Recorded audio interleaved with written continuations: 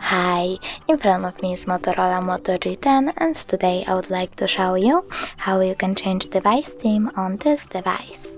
Start by going into settings. Now choose display and click on styles.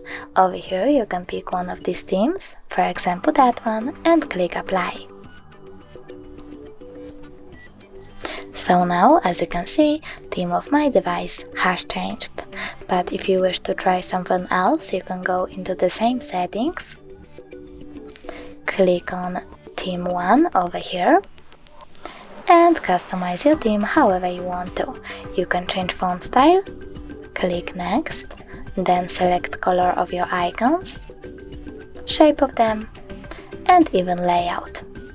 When you're done, click on theme 1 and name your theme however you want to. Click done again, and lastly, choose apply.